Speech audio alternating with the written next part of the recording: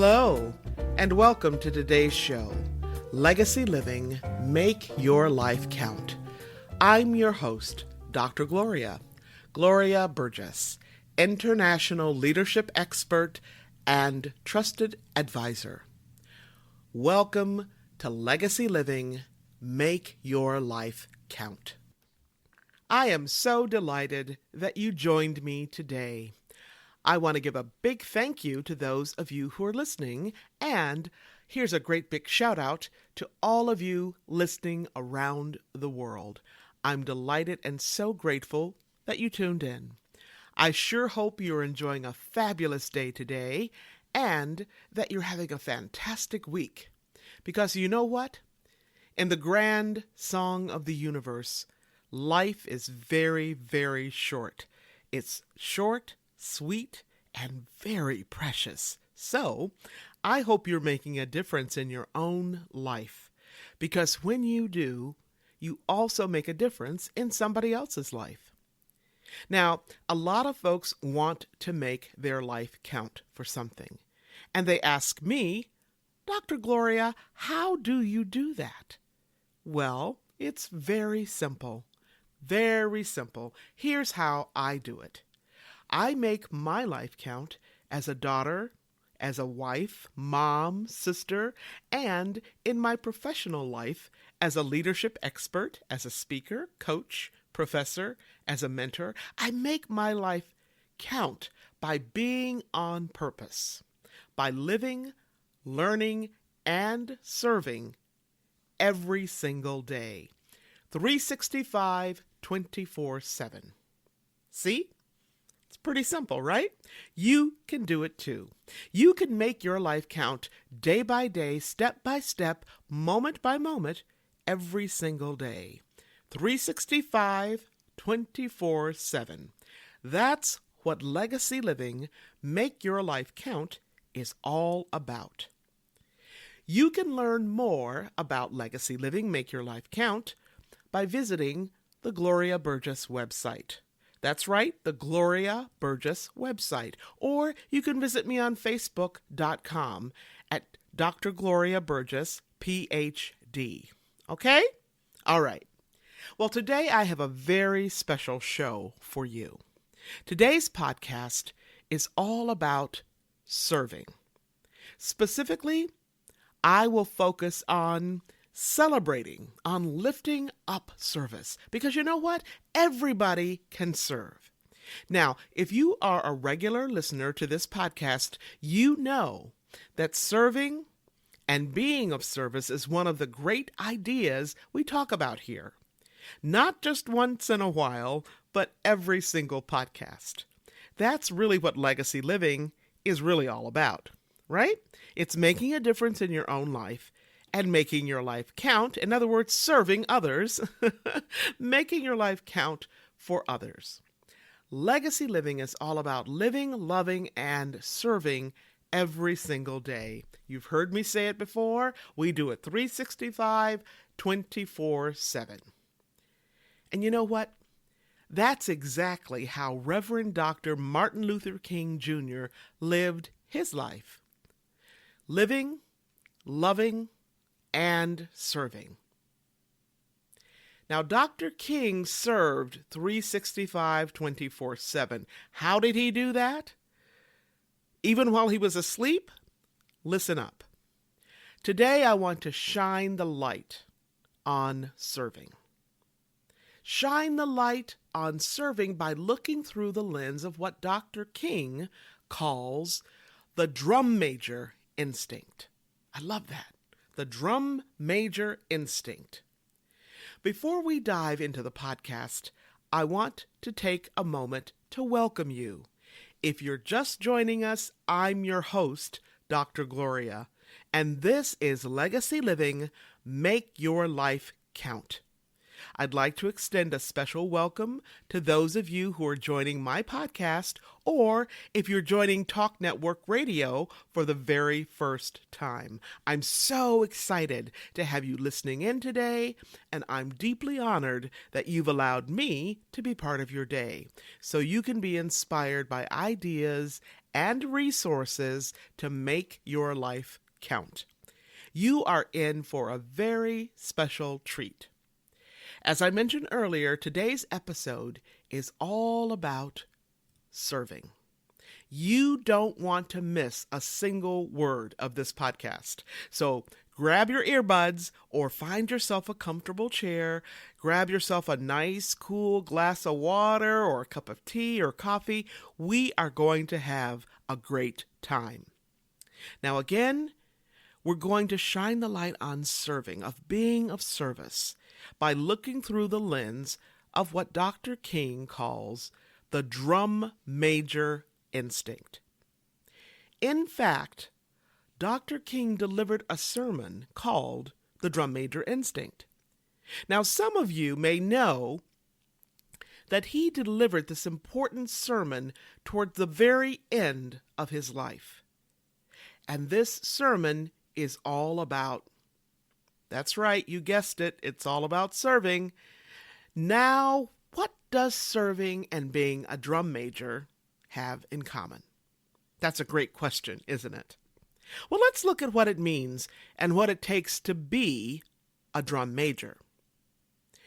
Have any of you ever seen a marching band?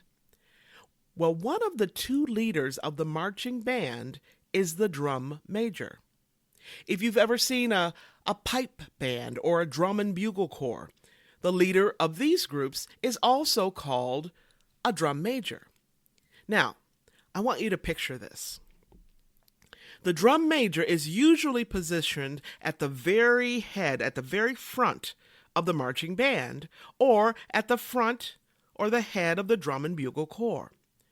Now, maybe some of you have been part of a marching band or a pipe band, or perhaps you've been a musician as a member of a drum and bugle corps. I certainly have. I remember when I was in my high school marching band, I played the saxophone.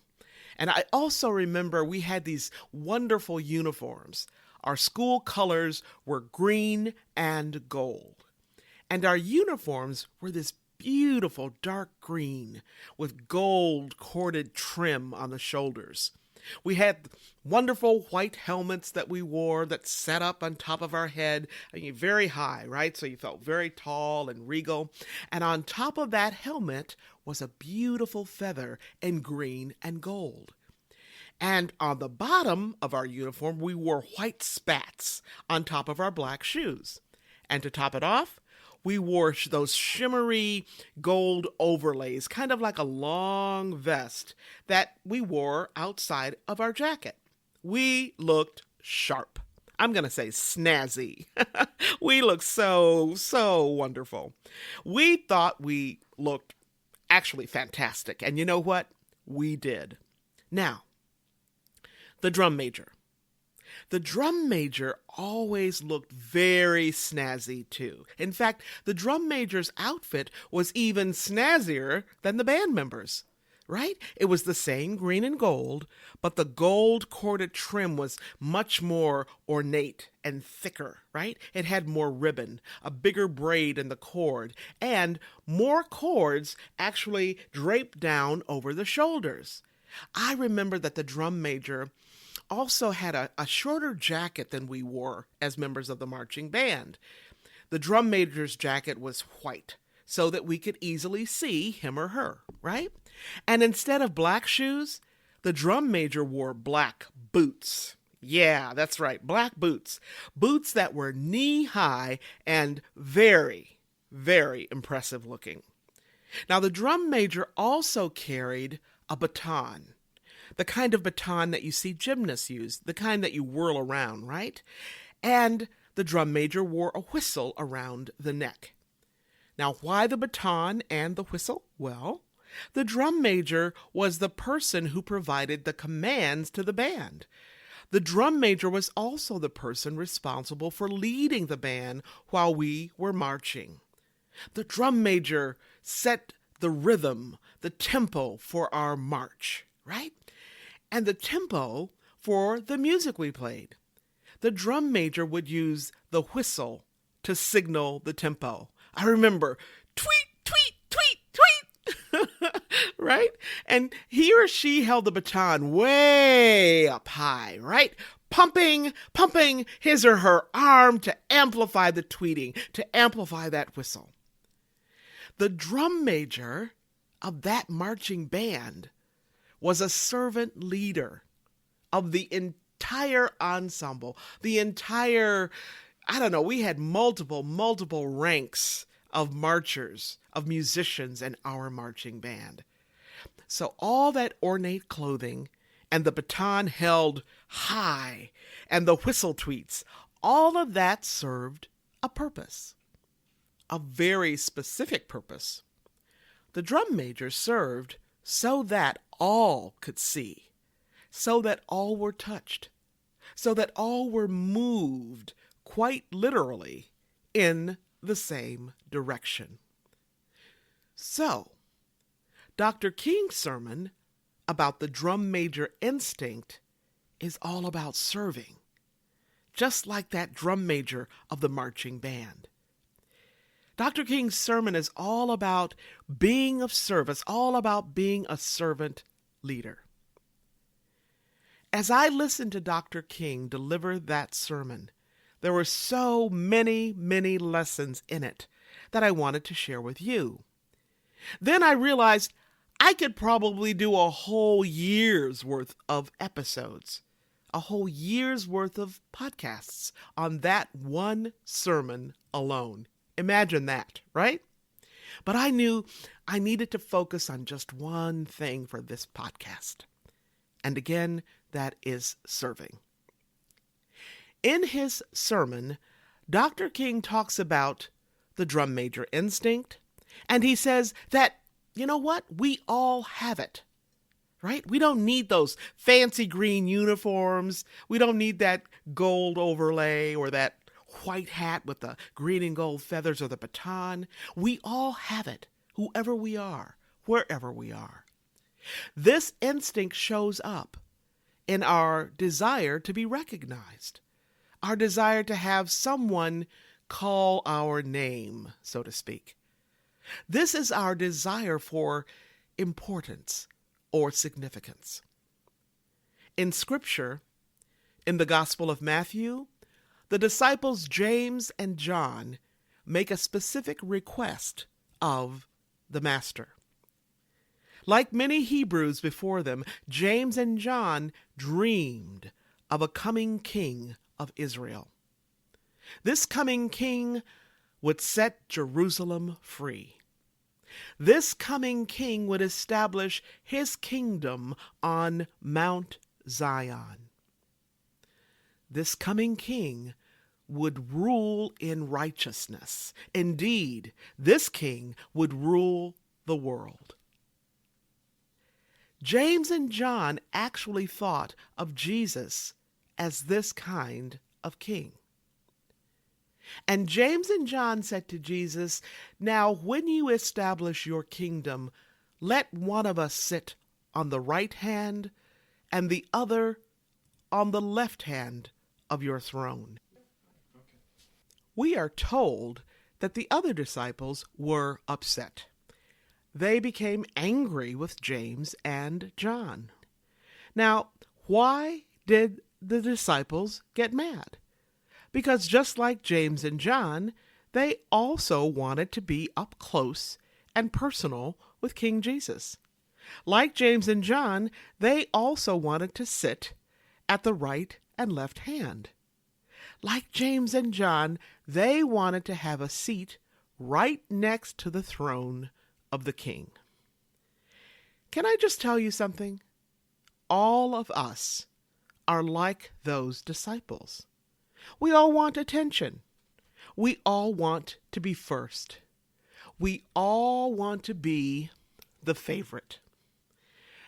That desire for attention, that desire to be first, that desire to be important, to be recognized, that desire to lead the parade. That desire is what Dr. King refers to as the drum major instinct. In his sermon, Dr. King also cautions us. That's right.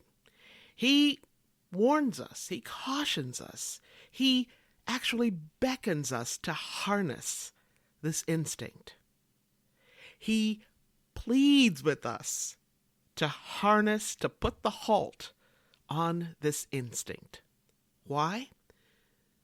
Because if we don't harness the instinct to be noticed, to be recognized, to get attention, to feel important, if you don't harness this instinct, it is very easy to fall into the trap of pushing others down in order to lift ourselves up, or to fall into the trap of feeling important because you belong, right, to this exclusive club or that exclusive club, or that exclusive church, or go to that exclusive school, or you belong to that exclusive golf club or women's group or men's group, or neighborhood, or the kind of car you drive, or you wear that particular brand of clothing or shoes, right? You could only carry that particular kind of briefcase or have that particular kind of computer or whatever.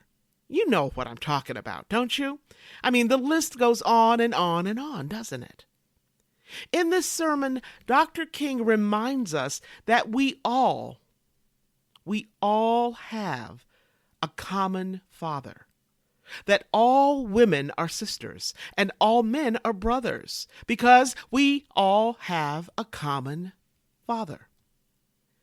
So he shows that the desire, the drive, the motive to serve can actually become distorted, right? We can misuse it. We can misuse our desire to serve ourselves instead of serving others. Dr. King also reminds us that when we nurture this instinct, that it can be an incredibly rich resource, a very powerful resource that you can use, that I can use, that all of us can tap into our greatness. In that sermon, Dr. King reminds us that Jesus confronts his disciples, James and John, on their instinct to be first, on their desire to be recognized, their desire to be on the right hand and left hand. We know that what Jesus did was radical. It was positively radical. Like he does so many times, Jesus turned things upside down. Dr. King says that what Jesus did was altogether different. He, that is Jesus, said, in substance, "Oh, I see. You want to be first. You want to be great. You want to be important, to be significant. Well, you ought to be. If you're going to be my disciple, you must be." But he reordered priorities. And he said, yes, don't give up this instinct. It's a good instinct if you use it right. Yes. It's a good instinct if you don't distort it and pervert it. Don't give up. Keep feeling the need for being important. Keep feeling the need for being first. But, Jesus said, I want you to be first in love. I want you to be first in moral excellence. I want you to be first in generosity. This is what I want you to do. And so, my favorite book tells us that Jesus was radical because he spoke to his beloved disciples. Dr. King says that Jesus transformed the situation by giving a new definition of greatness. And you know how he said it? Here's what he said. Now, brethren, I can't give you greatness. And really, I can't make you first. This is what Jesus said to James and John. You must earn it. True greatness comes not by favoritism, but by fitness. And the right hand and the left are not mine to give. They belong to those who are prepared. And so Jesus gave us a new norm of greatness. If you want to be important, wonderful. If you want to be recognized, wonderful. If you want to be great, wonderful. But recognize that he who is greatest among you shall be your servant. That's a whole new definition of greatness. And the thing I like about it, by giving that definition of greatness, it means that everybody can be great. Because everybody can serve. You don't have to have a college degree to serve. You don't have to make your subject and verb agree to serve. You don't have to know about Plato and Aristotle to serve. You don't have to know Einstein's theory of relativity to serve. You don't have to know the second theory of thermodynamics in physics to serve. You only need a heart full of grace, a soul generated by love. And you, that's right, you and me, and you can be that servant. You only need a heart full of grace, a soul generated by love, and you can be that servant.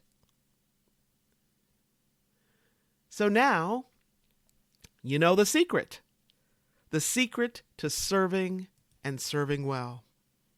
You don't serve to get attention, or to be recognized, or to be first. Oh, no. You serve because that's what being in his purpose for your life is all about. Be on purpose in his purpose for your life. That's how I strive to live my life as a daughter of the Most High. That's how I want to live my life. Do I get it right all the time? No way. Just ask my husband or my daughter or my sisters, all right? But one of the reasons I just love doing this podcast is that it helps me remember who I am and whose I am. It helps me remember who and what is important. It helps me remember that if you want to transform your relationships, or your family, or your friendships, or your team at work, or your organization, or your community, guess what? You first have to transform you. You have to transform yourself. Just as we learned today, one of the best ways to do that is by serving. I want you to ask yourself this question. How am I serving today? Am I serving myself, or am I serving others? Am I truly serving others? All right. We are here for just a few more minutes, so I want to remind you, if you missed last week's podcast or any part of this week's, you can download the recording and listen to it at your convenience. You can even listen to it on the go. Check it out on iTunes, Audible, Alexa, SoundCloud, iHeart, TuneIn, Spreaker.com, Talk Network Radio, and so many other places. Or you can listen live each week or download the show to listen later. You can do that right here at www.talknetworkradio.com/hosts/legacy living. That's talknetworkradio.com/hosts/legacy living. You can also find me on the TEDx site and listen to one of my TED Talks. Just type in my name to find me there. Once again, I want to thank you for joining me for today's episode. I'm your host, Dr. Gloria Burgess, and this is Legacy Living, Make Your Life Count. Please join me again next time right here for another podcast, another show of Legacy Living, Make Your Life Count. Don't just count the days in your life. Make the days in your life count. That's what Legacy Living is all about. Have a fantastic day, and remember, make the days in your life count. God bless you.